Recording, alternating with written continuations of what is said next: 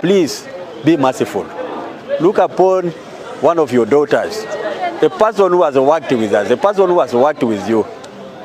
Look upon her with favor. Give her the opportunity to get a treatment. We have not been able to verify this. As we talk, she's still serving as the second national vice chairperson of the NRM party. She is the immediate past Right Honorable Speaker of Parliament of the Republic of Uganda. Whatever the case, government has not yet released a statement on the challenges around the former speaker. As people of Teso, we are not yet aware of the charges preferred against her. But to me, as a person from Teso, as a leader from the region, as a member of parliament who has served with her right from the tennis parliament, I get concerned when I hear that her health condition is not okay.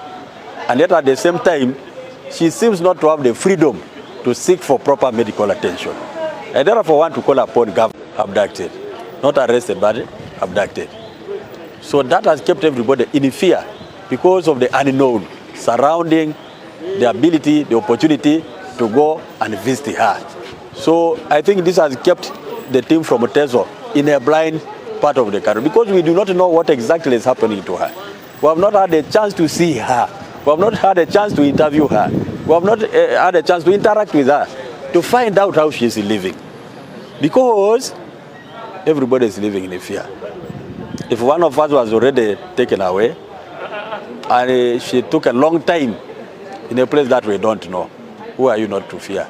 So I think it is high time government thinks about this. Give the people of Teso and the leaders of Teso the opportunity to visit the former speaker so that we're able to see, interact with her, and know the exact truth about her health condition. Maybe we're talking about this and yet somebody is lying about it. We need to find out the truth.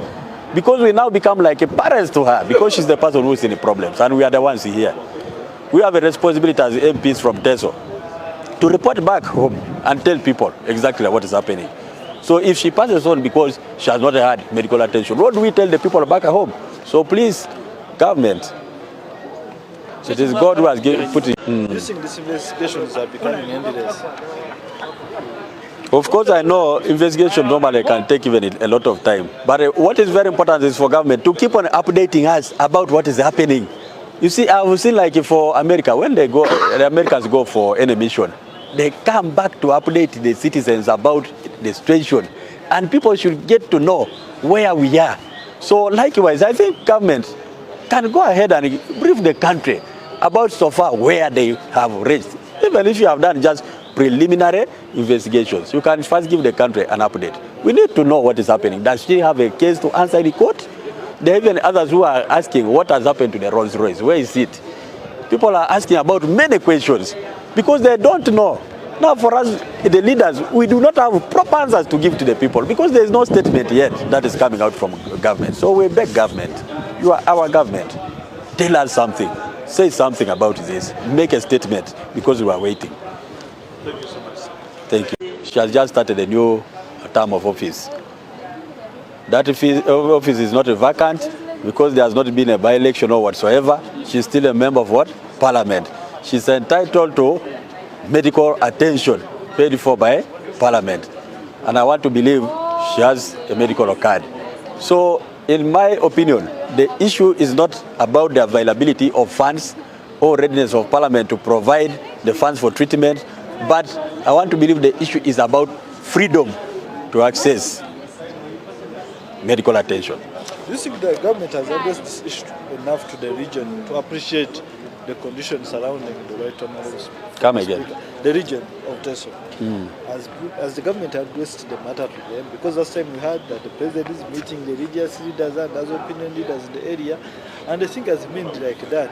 Last time members gathered here, we have seen even one MP spent like 2 weeks incommunicado in such a scenario. Do you think government has addressed this matter enough to the region to allay your fears? First of all of us make mistakes.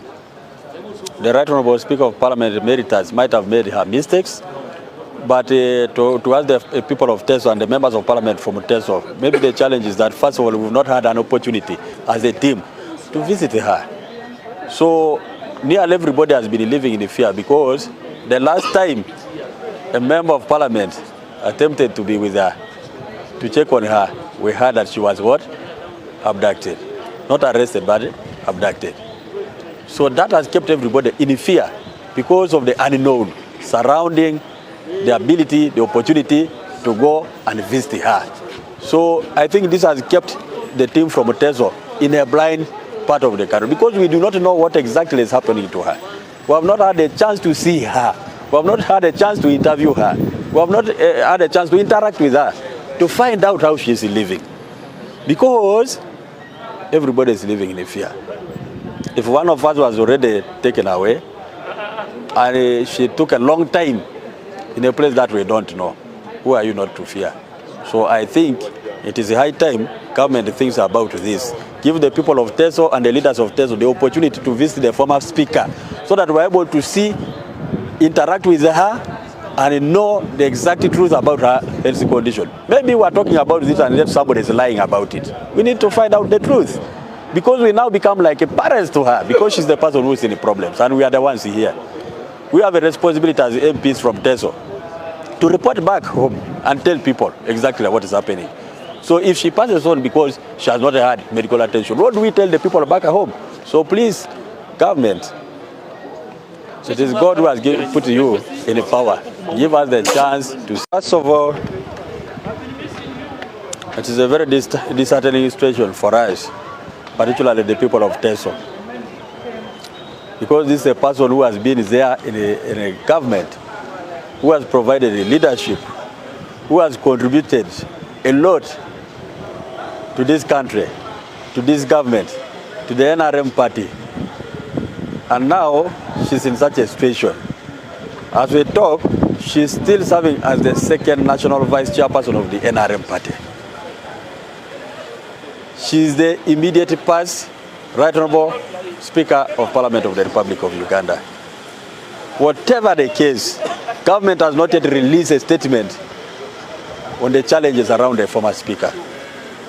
As people of Teso, we are not yet aware of the charges preferred against her. But to me, as a person from Teso, as a leader from the region, as a member of parliament who has served with her right from the 10th parliament, I get concerned when I hear that her health condition is not okay. And yet at the same time, she seems not to have the freedom to seek for proper medical attention. I therefore want to call upon government, please be merciful. Look upon one of your daughters, a person who has worked with us, a person who has worked with you. Look upon her with favor. Give her the opportunity to get treatment. We have not been able to verify this. Personally, I have not seen her. But if what we are hearing and reading from social media is to go by, then we plead with the government. If she passes on because she has not been given chance to get medical attention, the blood will count on you. It will fall on you. The people of Teso will cry on you. So I call upon government with immediate effect, please give her the chance to get proper medical attention. This is not being bad. This is not being hostile. This is being directed to the point because she deserves the treatment. And as Parliament, you know, and the pension